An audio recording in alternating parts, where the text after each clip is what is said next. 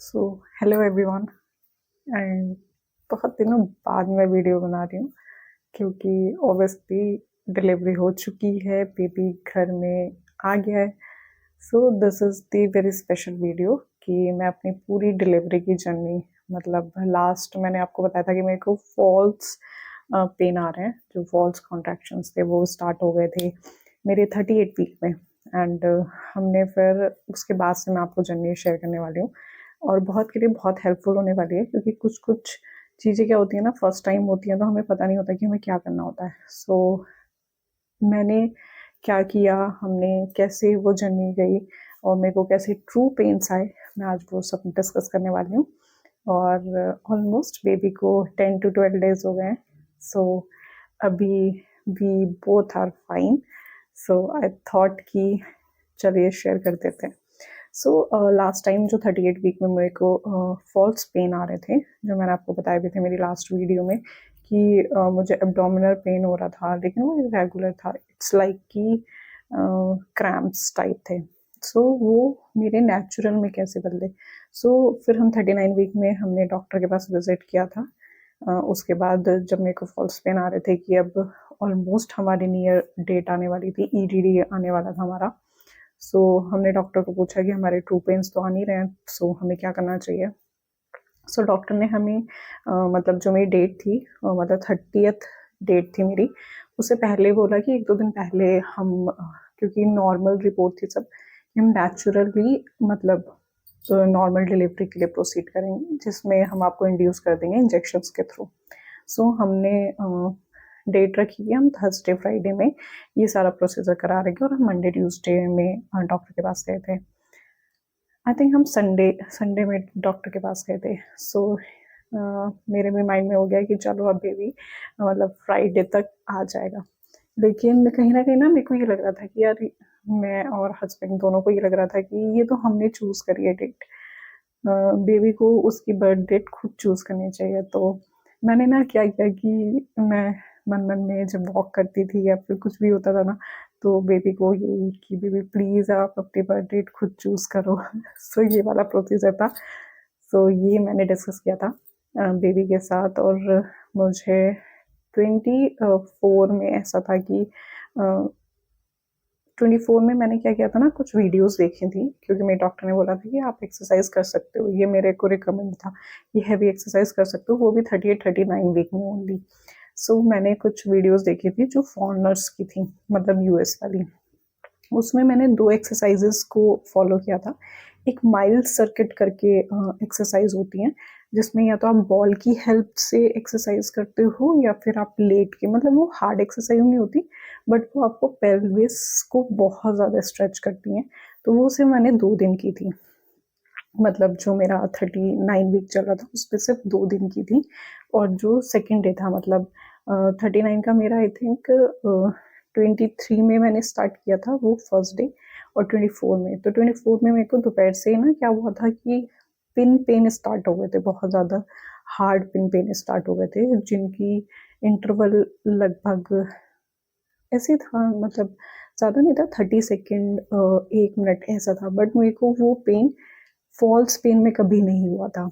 So I thought, but उनका ना interval नहीं था, तो मुझे लगा कि ये फॉल्स पेन ही है, बट वो पेन बहुत इंटेंस था, मतलब सिर्फ वो वजाइना में हो रहा था। मैं आपको क्लियर करूँ तो मेरे पेट में अभी तक कोई ऐसा पेन नहीं था। सो ये हुआ 24 को। फिर क्या हुआ कि इवनिंग में मेरे पेरेंट्स भी आए हुए थे बाय लक। सो क्योंकि हमने प्लान किया था फ्राइडे का, तो दे थॉट कि 1-2 दिन पहले चलते हैं। तो मेरे पेरेंट्स भी आए हुए थे, हमने सबने सब डिनर विनर किया एंड मैंने अपनी शाम की वॉक की। वॉक करते करते मेरे को थोड़ा थोड़ा सा पेन वो और हार्ड हो रहा था। अब मुझे थोड़ी खुशी हो रही थी कि चलो नेचुरल पेन शायद आ गए। सो बट मैंने किसी को बताया नहीं, क्योंकि ऑलरेडी फॉल्स पेन मेरे बहुत ज़्यादा थे। तो शाम की इवनिंग वॉक करी, फिर वो पेन बढ़ा थोड़ा सा, मतलब एक इंटेंस पेन लगा कि यस, ये कुछ है। मतलब वो ऐसा लगा था कि आपके लोअर एब्डोमिनल से वजाइना तक किसी ने कुछ ऐसा प्रेशर या फिर कुछ कहते हैं ना सुई सी लगा दी हो, इस टाइप का कुछ पेन था मुझे। सो फिर मैंने हस्बैंड को बोला कि यार मेरे को ना पेन हो रहा है, और मुझे वॉक कर लेनी चाहिए और मैं थोड़े से स्क्वाट कर लेती हूँ तो शायद पेन इंक्रीज हो जाए। सो उन्होंने मेरी हेल्प की।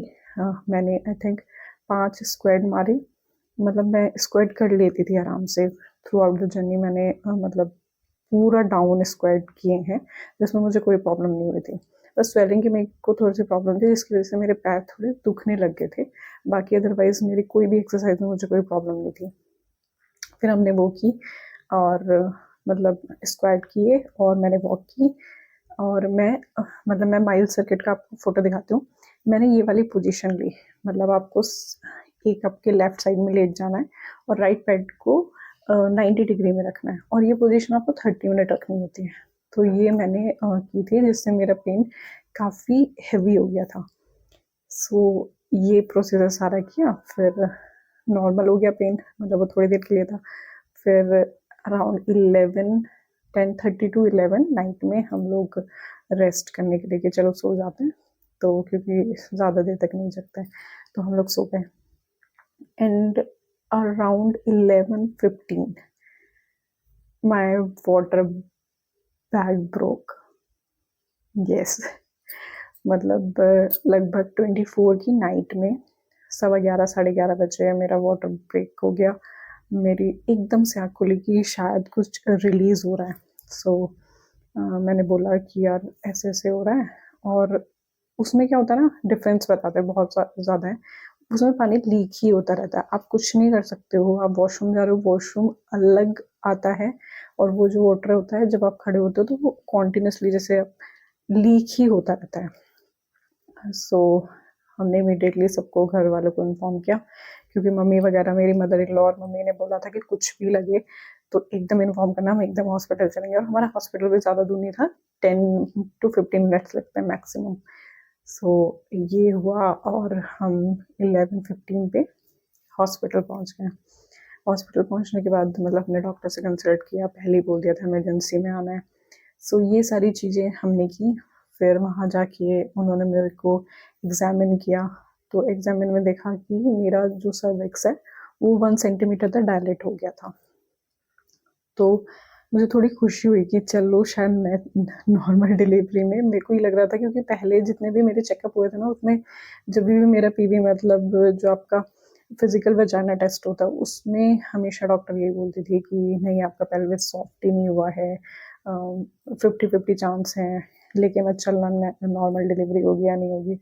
सो वहाँ जाके उन्होंने मेरा फिर से एक मतलब पीवी टेस्ट किया वजाइना के थ्रू, जिसमें मतलब वाटर तो जा ही रहा था और इतना पेन हुआ ना, मतलब वो पेनफुल था। मतलब जो मैंने लास्ट वीडियो में बोला था ना कि फिजिकल वजाइना मतलब में पेन नहीं होता, लेकिन अगर आपको पेन में गए हो आप और तब आपका पीवी टेस्ट हो रहा है तो ऑब्वियसली बहुत ज़्यादा पेन होता है। आई मीन वो जो उन्होंने किया था, मैंने उनका हाथ पकड़ लिया था कि रुक जाओ यार बहुत पेन हो रहा है। मतलब तो फिर उन्होंने टेस्ट किया, फिर फैमिली मेम्बर्स को भी बताया, मम्मी को भी बताया कि 1 सेंटीमीटर तक डायलेट हो गया और हम अब आपको थोड़ा ऑब्जर्वेशन में रखेंगे, कुछ टेस्ट कराएंगे। सीबीसी वगैरह हुए थे मेरे टेस्ट उस टाइम पे। सो वो 1 घंटे में रिपोर्ट आ जाती है, तो वो टेस्ट हुए। तो उन्होंने वो सारा प्रोसीजर किया और मेरे को रूम में शिफ्ट कर दिया। आधा 1 घंटे में ही मैं रूम में शिफ्ट हो गई थी। सो उसके बाद उन्होंने क्या किया ना कि उन्होंने मतलब पेट पे 2 वायर लगा देते हैं, एक आपके कॉन्ट्रैक्शंस की और दूसरी बेबी की हार्ट रेट की। सो दोनों चल रही थी और बेबी की हार्ट रेट अराउंड ऐसी थी मेरी 150 मतलब 130 to 150 की रेंज में ऊपर नीचे अप डाउन हो रही थी क्योंकि मुझे पेन आने स्टार्ट हो गए थे। अब उनका इंटरवल क्या था कि वो मेरे पेन धीरे धीरे मतलब 1 मिनट 2 मिनट रह रहे थे, बट मैं ऐसा था कि मैं बर्दाश्त कर रही थी। बर्दाश्त इन द सेंस कि वो मेरे को नॉर्मल लग रहे थे कि ठीक है, मैं खुद सोच रही थी और अवॉइड कर रही थी। और वहाँ पे ना जो कॉन्ट्रैक्शन की मशीन होती है उसमें इंटेंसिटी दिखती है। सो जब नॉर्मल पेन नहीं होते हैं ना तो वो ऐसी होती है 50-60, और जब आपको कॉन्ट्रैक्शन आते हैं तो वो 200-500 तक जाती है। जितने ज़्यादा कॉन्ट्रैक्शन तेज होंगे वो उतनी ज़्यादा रीडिंग दिखाती है। तो वो दोनों मेरा पैरेलली चल रहा था और मतलब आप ये समझ लो कि 12 बजे से लेके और सुबह के अराउंड 6 o'clock तक उन्होंने मेरे को ऑब्जर्व किया। बट मेरा प्रॉब्लम ये हो रहा था कि वाटर ब्रेक होने की वजह से पानी ही रिलीज हो रहा था। अभी यहाँ एक प्रॉब्लम हुई कि मेरी नॉर्मल डिलीवरी जो होने वाली थी वो बिल्कुल ही टर्न्ड हो गई। मतलब उन्होंने मेरे को सुबह के एग्जामिन किया, फिर से पीवी देखा, तो उन्होंने कहा कि डायलेट तो हो रहा है, मतलब उन्होंने सही से नहीं बताया कि कितना हो रहा है, लेकिन उन्होंने कहा कि कॉन्ट्रैक्शंस बढ़ नहीं रहे। तो उन्होंने मेरे को सुबह जाके, जब डॉक्टर आई 8 to 8:30 के बीच में, उन्होंने मेरे को एक इंजेक्शन दिया थ्रू वजाइना, जिसमें एक जेल था। उससे पहले मेरे को मतलब पेन थे। अब पेन को मैं डिस्क्राइब करूँ ना, तो मतलब पेट जो है आपका, जहाँ पे बेबी है, उसमें ऐसा हो रहा था कि वो ऐसे आपको ऐसे प्रेस कर रहा है, मतलब किसी चीज़ को निचोड़ते हैं ना, वैसा वाला आपका पेट में दर्द था। और वजाइना में ऐसा कि कोई चीज़ नीचे पुश हो रही है पेन के साथ। सो ये दो मेरे मेन पेन थे। सो मुझे, जैसे मैंने आपको बताया, 8 to 8:30 के बीच में एक इंजेक्शन दिया गया, जेल वाला इंजेक्शन था। मेरी जो मेन डॉक्टर थी वो उन्होंने आके दिया। फिर वहाँ पे क्या हुआ ना, उससे विदिन 5 मिनट्स में मतलब मेरे पेन इतने बढ़ गए थे, मतलब बहुत ज़्यादा इंटेंस हो गए थे उनकी इंटेंसिटी, कि फिर मेरे को ऐसा हो रहा था कि यस, मतलब मैं थोड़ा सा बॉडी को मूव कर रही थी कि हो जाएगा हो जाएगा, चीज़ों को पकड़ रही थी, जो बेड था उसके साइड में पकड़ के रिलैक्स रिलैक्स खुद को रिलैक्स कर रही थी। तो यहाँ तक भी मेरे को ठीक था, कि मेरे को कोई ऐसा नहीं है कि मैं चिल्ला रही थी या ये सब था, नहीं, मैं थोड़ा काम थी। और सब भी जो मेरे आसपास फैमिली मेंबर थे वो भी बहुत शांत थे, ये नहीं कि वो मेरे से बात कर रहे थे, नहीं कि पेन है सो उसको रहने दो। सो उससे पहले मेरे को थोड़ा सा बिस्किट वगैरह दे दिया था हॉस्पिटल में ही, कि अगर आपको कुछ खाना है पीना है तो, क्योंकि तब तक चल रहा था कि नॉर्मल डिलीवरी है। बट एंड में आके क्या हुआ ना, जब वो कॉन्ट्रैक्शंस बढ़े, मतलब 8:30 से 9 बजे के बीच में मुझे कॉन्टिन्यूस कॉन्ट्रैक्शंस थे, इतने ज़्यादा कि बेबी कभी भी डिलीवर हो जाए, ऐसे वाले कॉन्ट्रैक्शंस थे। बट वहाँ पे एक ट्विस्ट हुआ कि उन कॉन्ट्रैक्शंस की वजह से, प्लस मेरा जो वाटर ब्रेक हुआ था वो रात को 12-11 बजे ही समझ सकते हो आप, 11 से लेके सुबह 8 बजे तक जो पानी था वो सब निकल गया और बेबी ड्राई हो गया, जिसकी वजह से बेबी कॉन्ट्रैक्शन नहीं ले रहा था। मतलब जैसे जैसे कॉन्ट्रैक्शन आ रहे थे तो मेरी बेबी की हार्ट बीट जो थी वो डाउन जा रही थी, मतलब जो 130 से 150 की रेंज में चल रही थी, अब वो 120 आई, फिर वो 120 से नीचे जाने लग गई। सो डॉक्टर ने बोला कि it is not a good sign, कि हम ऐसे रिस्क नहीं ले सकते, क्योंकि हर एक कॉन्ट्रैक्शन ना, जब नॉर्मल था तब तो ठीक था, लेकिन जब कॉन्ट्रैक्शंस आ रहे हैं तो बेबी स्ट्रेस ले रही थी कि पता नहीं क्या हो रहा है उसको।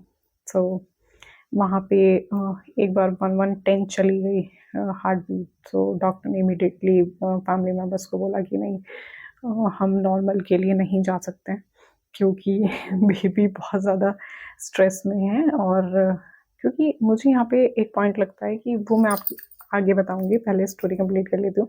तो यहाँ पे क्या हुआ कि बेबी को स्ट्रेस हुआ, फैमिली मेम्बर्स को बोला कि नहीं, ऐसे ऐसे प्रॉब्लम हो रही है, तो हमें इमीडिएटली सी सेक्शन करना पड़ेगा, क्योंकि हम रिस्क नहीं ले सकते, क्योंकि बेबी की हार्ट बीट कॉन्टिन्यूसली कॉन्ट्रैक्शंस के साथ डिक्रीज हो रही थी। अभी उस टाइम मुझे इतना पेन हो रहा था ना कि मैं किसी से बात नहीं कर पा रही हूँ, और मतलब ऐसे चीखना चिल्लाना नहीं था मेरा, बट वो मुझे ना ऐसा, मतलब कि मैं खुद ही अंदर अंदर उसको ले तो रही थी, लेकिन पेन रियली बहुत ज़्यादा थे, कि ऐसा कि कोई सामान तोड़ दें, ऐसा वाला चीखने वाला नहीं था, बट ऐसा था कि यार कोई सामान तोड़ देती हूँ, मतलब बस मुझे रिलैक्स मिल जाए। सो फिर उन्होंने बोला कि नहीं, इमीडिएटली सी सेक्शन करना पड़ेगा।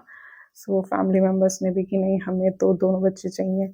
सो उन्होंने इमीडिएटली साइन वगैरह का प्रोसीजर करवाया और मेरे को शिफ्ट किया ओटी में इमीडिएटली, और वहाँ पे हम गए, मुझे ओटी में रखा, वहाँ पे ऑब्जर्वेशन कराया, और वहाँ पे फिर मेरे को ऐसा हो रहा था कि मेरे को वॉशरूम जाना था, बट डॉक्टर और नर्सेज ने स्ट्रिक्टली मना कर दिया मुझे कि नहीं जाना है, क्योंकि उस टाइम इतने इंटेंस पेन थे ना मेरे, कि अगर प्रेशर लगा तो बेबी बाहर आ जाती। बट उसमें प्रॉब्लम क्या थी ना, कि ड्राई होने की वजह से बेबी को कुछ भी हार्म हो सकता था। सो वो स्टेप हम नहीं ले सकते थे, सो वी डिसाइडेड कि okay, we will go through the C section. सो मेरे को शिफ्ट कर दिया ओटी में, और ओटी में ले जाने के बाद मेरे को पेन तो हो ही रहा था। अब मुझे गुस्सा इस बात का आ रहा था कि यार जब तुम्हें सी सेक्शन ही करना था तो फिर मेरे को वो वाला प्रोसीजर नहीं करना चाहिए था, क्योंकि मुझे पेन लिटरली बहुत ज़्यादा हो रहे थे। फिर ऐसा हो रहा था कि आप प्लीज़ रोको इस पेन को।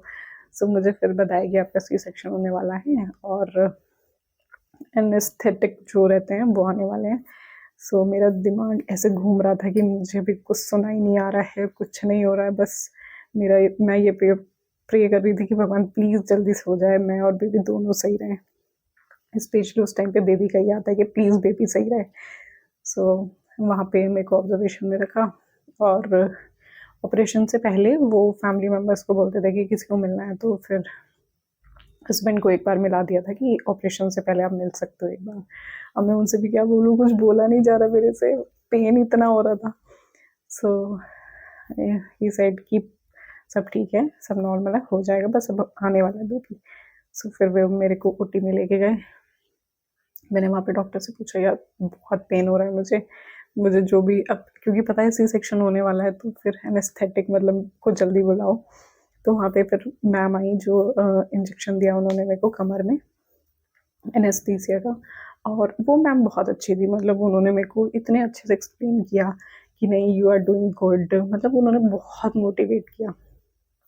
फिर मेरे को कमर में उन्होंने इंजेक्शन दिया और विद इन 1 मिनट में मेरा जो पेन थे, कॉन्ट्रैक्शंस थे, वो सब गायब। मेरी जो मतलब ये शोल्डर से नीचे की बॉडी थी कुछ नहीं पता चल रहा था। सिर्फ आपका फेस आप रिकग्नाइज कर सकते हो कि फेस में अगर कुछ हो रहा है तो यू कैन मतलब फील इट, बाकी नीचे की बॉडी फ्रीज। फिर थोड़ा जाके रिलैक्स मिला कि पेन नहीं हो रहा। बट हाँ, उन्होंने मेरे को फिर बताया कि आपको ना मतलब फील तो होगा, दर्द नहीं होगा। मैंने कहा ओके। बट उस पे जब उन्होंने मेरे को ऑपरेशन थिएटर में लिटाया ना, तो टी टाइप का बेड होता है, मतलब आपके हाथ पूरे फैला देते हैं एंड योर बॉडी, आपको कुछ नहीं पता होता, सीधी होती है। बहुत छोटा बेड होता है कि जितने पे आप लेट सकते हो, करवट लोगे तो नीचे गिरोगे, ऐसा बेड था।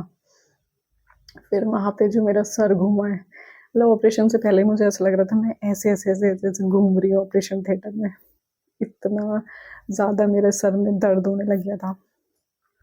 फिर डॉक्टर वगैरह आए और विद इन 5 to 10 मिनट्स में ऑपरेशन हो गया। बेबी को आउट किया, फिर बेबी को मुझे दिखाया और लिटरली जब दिखाया ना तो ऐसा हो रहा था कि ये क्या है, मतलब इतनी छोटा सा बेबी वो मेरा है क्या, मतलब बहुत अच्छी फीलिंग होती है यार सच में। जो भी मतलब वुड बी मॉम्स हैं या फिर जो बन चुके हैं वो इस फीलिंग को सीरियसली देख चुके हैं। जब वो इतनी छोटी सी बेबी आप देखते हो ना कि can't express. So this is the journey. और फिर उसके बाद से फिर स्टिचेस में टाइम लगता है और मेरे स्टिचेस भी डिसॉल्वेबल वाले हैं। सो उसमें ऑब्वियसली पेन तो सभी में होता है, बट फील नहीं हुआ था मुझे। और अभी तक 10 दिन 13 दिन हो गए। सो हीलिंग भी मच बेटर है। मतलब जो पहले के होते थे ना टाँके, उनमें बहुत ज़्यादा प्रॉब्लम होती है, बट अभी वालों में उन्होंने मुझे next to next day walk करा दिया था। वॉक भी सब कहते हैं कि ज़्यादा हार्ड होती है, बट आई डोंट नो, मेरे केस में मुझे उतनी ज़्यादा पेन नहीं हुआ वॉक करते हुए। मतलब फील है मेरे को अभी भी, बट उतना इंटेंस पेन नहीं कह सकती हूँ मैं। So this is the journey जब मैंने बेबी को डिलीवर किया, कैसे मेरी नॉर्मल होती होती डिलीवरी सी सेक्शन में कन्वर्ट हो गई। Obviously it's a God sign, जो भगवान चाहते हैं, जो बेबी को सही लगा, हमने वो डिसीज़न लिया। और आई थिंक मुझे लगता है कि this is the best decision, कि बेस्ट ही है, क्योंकि अगर आप और बेबी सही है ना तो सब सही है। सो आई होप एक दो मैं आपको पॉइंट सजेस्ट करूँगी कि अगर आपका जैसे वाटर ब्रेक अगर किसी का हो जाता है, सो डॉक्टर को ना, जो मेरी डॉक्टर ने लास्ट में किया था, क्योंकि वो नाइट में नहीं आई थी, दिस इज़ द मेन गलती लगती है मुझे। अगर वो मेरे को पहले इंजेक्शन देते थे शायद मेरी नॉर्मल डिलीवरी हो जाती, but this is a consequence कि मैं अब बोल रही हूँ, मे बी ना भी होती। सो वाटर ब्रेक में आपको वॉक नहीं करवा सकते, क्योंकि कहते हैं ना जब आपको कॉन्ट्रैक्शंस आते हैं तो आपको वॉक करनी चाहिए। नहीं, क्योंकि वाटर ब्रेक जब हो जाता है ना तो आपका पानी कॉन्टिन्यूसली होता है। तो जो 8 घंटे में बेड पे लेटी थी, शायद वो 2 घंटे में ही फिर मेरे को ऑपरेशन में ले जाते हैं। क्योंकि आप वॉक करते, एक्सरसाइज करते, पानी और तेजी से निकलता। So relax. अगर आपका नॉर्मल डिलीवरी हो रही है तब भी, अगर आपकी सी सेक्शन हो रहा है तब भी, मेक श्योर कि आप और आपका बेबी, ये 2 चीज़ें इंपॉर्टेंट होती हैं। फिर चाहे वो नॉर्मल डिलीवरी से हो या फिर सी सेक्शन से हो, कोई कुछ भी कहे, सिर्फ आपको कहाँ फोकस रखना है, आप पे और आपके बेबी पे। सो आई होप मेरी इस जर्नी से आपको कुछ मोटिवेशन मिले और कुछ लगे। और नेक्स्ट वीडियो में मैं बहुत सारी चीज़ें शेयर करने वाली हूँ कि कुछ कुछ चीज़ें हैं जो आप प्रिकॉशंस ले सकते हो आप अपनी डिलीवरी से पहले। और जो मैंने माइल्ड सर्किट के बारे में बताया, उसकी भी मैं एक नीचे लिंक दे दूँगी। उसमें आप देख सकते हो कि माइल्ड सर्किट। और हाँ, दिस इज़ तभी रिकमेंड किया जाता है ये एक्सरसाइज जब आपकी डॉक्टर बोले कि आप हार्ड एक्सरसाइज कर सकते हो, अदरवाइज आपको नहीं करनी है कोई भी एक्सरसाइज लास्ट के वीक में। सो आई होप जितने भी प्रेग्नेंट मदर्स हैं वो मोटिवेट रहें, हैप्पी रहें प्लीज़ अपनी थ्रू आउट जर्नी। और आसपास के सराउंडिंग की नेगेटिव चीज़ों को बिल्कुल भी ध्यान नहीं देना है। Focus on you and your baby. So मिलते हैं नेक्स्ट वीडियो में, तब तक के लिए बाय बाय। और चैनल को सब्सक्राइब नहीं करा तो please subscribe the channel. I hope मेरी कुछ जर्नी से आपको भी कुछ हेल्प मिल जाए। और किसी को कोई क्वेश्चंस हैं तो वो कमेंट बॉक्स में लिख सकते हैं। So thank you, bye bye.